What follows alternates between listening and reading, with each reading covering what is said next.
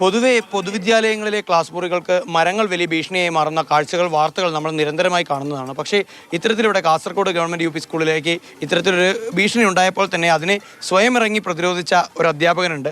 മാഷ് ഈ മരം സ്വയം മരത്തിന് മുകളിൽ കയറി അപകടകരമായ രീതിയിലുള്ള ചില്ലകളൊക്കെ മുറിച്ചു മാറ്റുകയായിരുന്നു. മാഷെ, എങ്ങനെയാണ് അങ്ങനെ ഒരു ആശയം തോന്നി? പൊതുവെ ജോലിക്കാരെയൊക്കെ വിളിച്ച് കാത്തു നിന്ന് അങ്ങനെയല്ലേ ചെയ്യാറ്?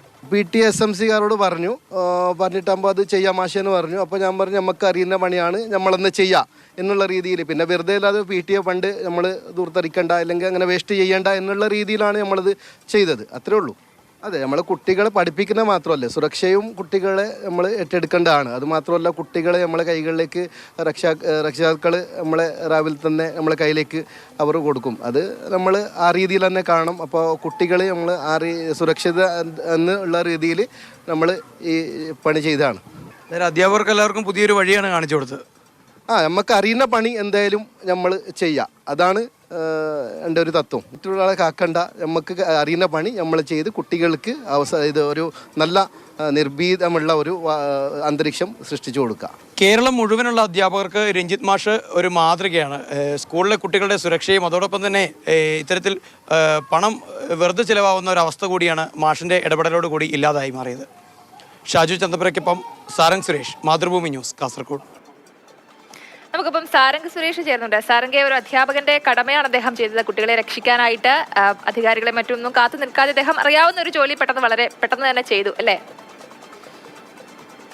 സ്വതവേ നമ്മൾ കാണാറുള്ളത് എന്ന് പറഞ്ഞു കഴിഞ്ഞാൽ പൊതുവെ അധ്യാപകരെ സ്കൂളിൽ വരുന്നു, കുട്ടികളെ പഠിപ്പിക്കുന്നു, പിന്നീട് വൈകിട്ട് അതുപോലെ തന്നെ തിരിച്ച് വീടുകളിലേക്ക് മടങ്ങുന്നു എന്നുള്ളൊരു കാഴ്ചയാണ്. പക്ഷേ ഇവിടെ നമുക്ക് കാണാൻ കഴിയുന്ന രഞ്ജിത്ത് മാഷ് തികച്ചും വ്യത്യസ്തനായിട്ടുള്ള ഒരാളാണ്. കാരണം കുട്ടികളുടെ സുരക്ഷയെക്കുറിച്ച് കൃത്യമായിട്ടുള്ള ധാരണകളുള്ള, അവിടെ എന്തൊക്കെ ചെയ്യണം, സ്കൂളിലുണ്ടാകുന്ന സുരക്ഷാ പ്രശ്നങ്ങൾ എന്തൊക്കെയാണെന്നുള്ളതിനെക്കുറിച്ച് കൃത്യമായി പഠിച്ചിട്ടുള്ള ഒരു അധ്യാപകനാണ് മാഷ്. അവിടെ എത്തി സ്കൂളിൽ ക്ലാസ്സുകളിലേക്ക് എത്തുന്ന സമയത്ത് തന്നെ ഒരുപക്ഷെ മഴക്കാലമാണ്, നമ്മൾ പല രീതിയിലുള്ള വളരെ വിഷമം ഉണ്ടാക്കുന്ന, വളരെ ദുഃഖം ഉണ്ടാക്കുന്ന തരത്തിലുള്ള വാർത്തകളൊക്കെ തന്നെ നമ്മൾ കാണാറുണ്ട്. മരം വീണ് കുട്ടികൾക്ക് അപകടം പറ്റുന്ന ഒരു പക്ഷേ ജീവന് പോലും നാശം സംഭവിക്കുന്ന രീതിയിലുള്ള വാർത്തകളൊക്കെ തന്നെ നമ്മൾ സ്വതവേ മഴക്കാലത്ത് കാണാറുണ്ട്. അപ്പോൾ അത്തരത്തിലുള്ള ഒരു അപകടം കാസർഗോഡ് ഗവൺമെൻറ് UP സ്കൂളിൽ ഉണ്ടാവരുത് എന്നുള്ള ആ ഒരു നിശ്ചയദാർഢ്യത്തിന് പുറത്താണ് മാഷ് ഇങ്ങനെ ഒരു തീരുമാനം എടുക്കുന്നത്. പിന്നെ മാഷ് പറയുന്നുണ്ട്, നാട്ടിൽ ഇത്തരത്തിലുള്ള എല്ലാ കാര്യങ്ങൾക്കും പോയിക്കൊണ്ടിരിക്കുന്ന ഒരു സാധാരണ നാട്ടിൻപുറത്തുകാരനാണ് ഞാൻ, അതുകൊണ്ട് എനിക്കിതൊരു വ്യത്യസ്തമായിട്ടുള്ളൊരു കാഴ്ചയൊന്നുമല്ല. കാരണം മാഷിൻ്റെ അടുത്ത് തന്നെ മാഷ് ഈ മരം മുറിക്കുന്ന സോഡൊക്കെ ഉള്ള കാര്യങ്ങളുണ്ട്.